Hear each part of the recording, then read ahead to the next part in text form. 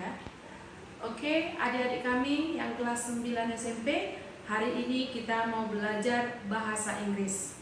Dan topik kita hari ini adalah mengenai conditional sentence type 1.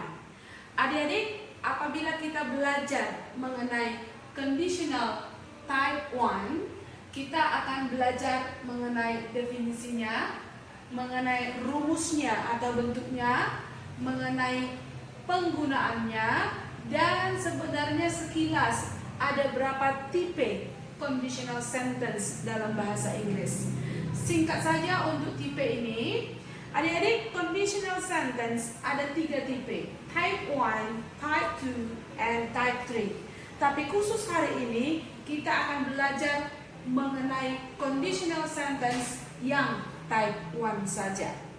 Adik-adik, pertama kita melangkah dari definition. Apakah yang disebut dengan conditional sentence? Conditional artinya adalah syarat. Sentence artinya kalimat, maka conditional sentence adalah kalimat syarat. Contohnya, Miss. Oke, saya kasih contohnya di sini. Jika saya mempunyai uang 1 juta, saya akan membeli HP itu. Adik-adik, yang saya garis bawahi warna merah ini, jika saya mempunyai uang 1 juta, itulah yang disebut dengan condition atau kalimat syaratnya. Jadi kalimat ini atau contoh inilah yang disebut dengan conditional sentence. Oke, kira-kira ya, mengerti yang disebut dengan kalimat syarat. Adik-adik, kita hari ini kembali khusus mempelajari yang type 1 saja atau tipe pertama. Conditional sentence yang tipe 1 digunakan untuk apa, Miss? Seperti ini, digunakan ketika hasil dari syarat memiliki kemungkinan untuk terwujud di masa depan karena conditionnya realistik untuk dipenuhi. Kira-kira kita lihat seperti ini. Jika saya mempunyai uang 1 juta, saya akan membeli HP itu. Kira-kira masih bisa nggak diwujudkan? Saya akan membeli HP itu. Masih bisa ya, kalau syaratnya terpenuhi. Apa syaratnya? Mempunyai uang 1 juta. Maka jenis kalimat ini adalah tipe 1 atau type 1. Nah, oleh karena itu kita langsung lihat form atau rumus daripada conditional sentence type 1, yaitu if ditambah simple present, koma, jangan lupa meletakkan koma, baru setelah itu langsung simple future atau imperatif. Ingat ya, main clause-nya ini simple future atau imperatif. Notebook atau catatan mengenai conditional sentence ini, yang pertama, if ditambah simple present ini adik-adik, disebutlah dia anak kalimat atau dalam bahasa Inggris subordinate clause. Jadi simple future atau imperatif ini disebutlah dia main clause atau induk kalimat. Artinya dalam satu kalimat conditional ada 2 kalimat. Satu disebut dengan subordinate clause, satu disebut dengan main clause. Saya kira-kira ya. Adik-adik, simple present gimana rumusnya? Ini sekedar mengingatkan kembali, tentu sudah kita pelajari itu dari sejak SD, yaitu subject plus verb 1 dalam kurung es atau s plus object. Saya pikir pemakaian is dan s sudah kamu tahu bagaimana penggunaannya. Namun apabila kurang jelas, boleh kamu tanya kembali lewat WA group kita nantinya. Lalu kalau dia simple future adalah subject plus will atau shall plus infinitive plus object, ya. Kalau dia yang imperatif nih, bagaimana imperatif? Imperatif D adalah kalimat perintah. Ingat sekali lagi, imperatif itu adalah kalimat perintah.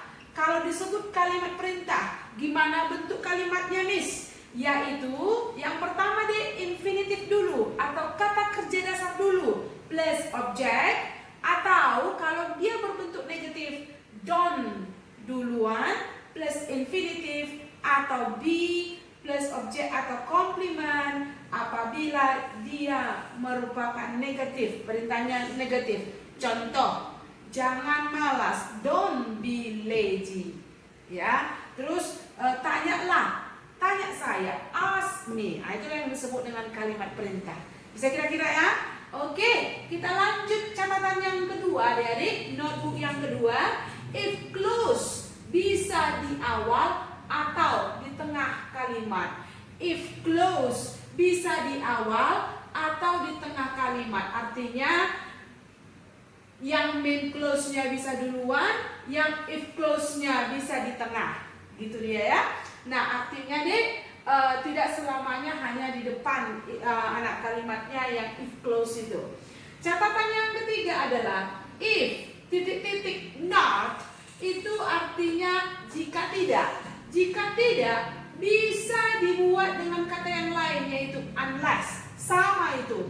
If not sama dengan unless. Kira-kira demikian teorinya.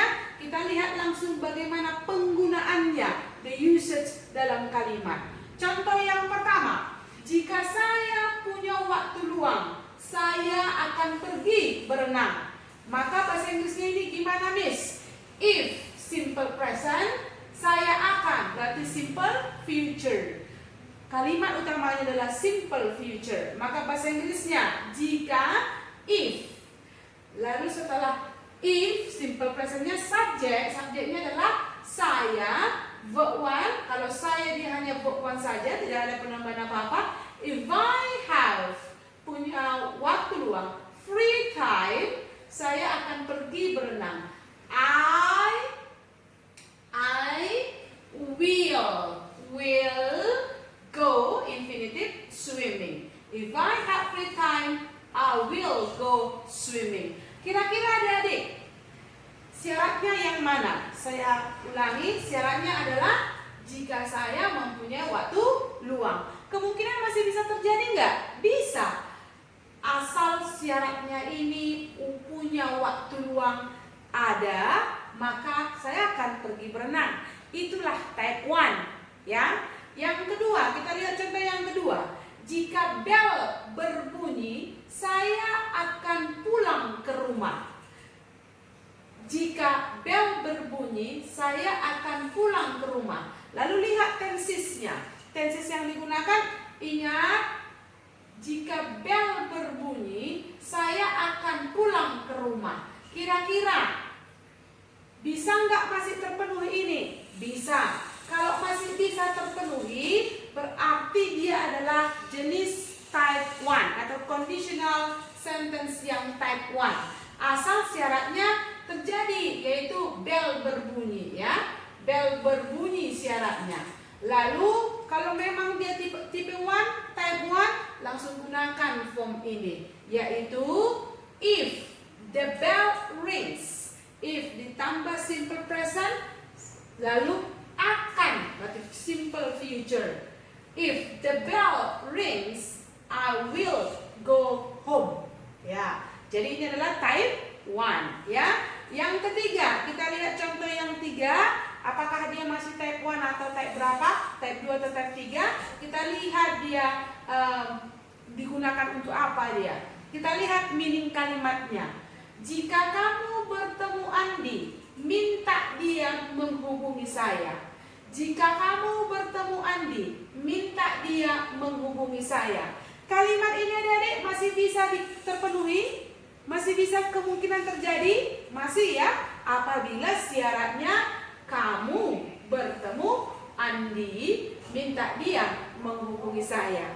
Berarti dia masih bisa kemungkinan terjadi di masa sekarang. Dia adalah type 1, ya. Jadi ingat sekali lagi, type 1 itu bentuk kalimatnya adalah if simple present, simple future atau imperatif. Nah, kita lihat minta dia menghubungi saya, itu adalah kalimat perintah, imperatif. Kalimat perintah adalah infinitive ditambah objek atau don't plus infinitive atau be. Ya, kita lihat. Jika kamu bertemu Andi, if you meet Andi, ya kan? Ingat, if you meet Andi, simple present, maka yang kita gunakan imperatif. Minta dia, kata kerja, minta dia, langsung ask him to call me. Ask him to call me. Itu adalah kalimat imperatif. Bisa kira-kira ya? Kita lanjut contoh yang berikutnya. Jika kamu tidak menyelesaikan PR-mu, gurumu akan marah. Tipe berapa? Tetap masih tipe 1 karena syaratnya harus menyelesaikan PR. Itu syaratnya ya, supaya tidak marah. Nah, adik-adik bahasa Inggrisnya gimana? Karena ada kata jika tidak. Ingat adik-adik, ada catatan tadi. Jika tidak bisa pakai if titik-titik not, if subject not, atau langsung saja unless. Jadi kita buat dua bentuk kalimatnya seperti ini. Yang pertama, if you don't finish your homework. If you don't finish your homework, your teacher will be angry. Ya, maka itu bentuk yang pertama karena pakai jika tidak. Bentuk yang kedua, unless you finish your homework, your teacher will be angry. Jadi bisa yang pertama, bisa juga bentuk yang kedua. Ya, kita lihat lagi nomor 5. Contoh nomor 5. Jika dia tidak datang, saya tidak akan marah. Jika dia tidak datang, saya tidak akan marah. Jenis atau type berapa ini? Type 1. Dari mana kita tahu? Karena kalimat syaratnya masih bisa dipenuhi. Asal datang aja dia, aku nggak marah. Gitu. Maka bahasa Inggrisnya unless. Kenapa pakai unless? Karena jika tidak. Bisa unless, bisa if he doesn't come. Ya. Jadi unless he comes, I won't be angry. Ingat adik-adik, won't ini singkatan dari will not. Singkatan dari will not atau want. Jadi if, boleh tadi, if he doesn't come, I will not be angry. Bisa ya? Oke, jelas untuk itu ya. Satu lagi contohnya untuk nomor 6. Jika mereka mengundangmu, akankah kamu datang? Jika mereka mengundangmu, akankah kamu datang? Adik-adik, masih kalimat tipe berapa ini? Conditional tipe berapa? Masih tetap tipe 1. Karena syaratnya hanya mereka mengundangmu saja. Akankah kamu datang? Gitu. Kalimat syaratnya mengundang. Mereka mengundang. Nah, maka bahasa Inggrisnya tetap type 1, bentuknya adalah if they invite you, will you come? Begitu saja. Nah, adik-adik, demikianlah kita belajar mengenai conditional sentence type 1 hari ini. Semoga pelajaran kita ini sudah dapat kamu mengerti dengan jelas. Namun apabila belum dimengerti, kamu boleh bertanya lewat WA group dan kuisnya akan dikirim ke WA group kita. Hasilnya, jawabannya boleh kamu langsung kirim ke saya atau ke Miss Ina sebagai wali kelasmu. Dan empatinya, demikian juga empatinya akan saya kirim lewat WA group dan hasilnya kamu kirim ke wali kelasmu atau saya. Demikian sekali lagi, siswa IJI sukses.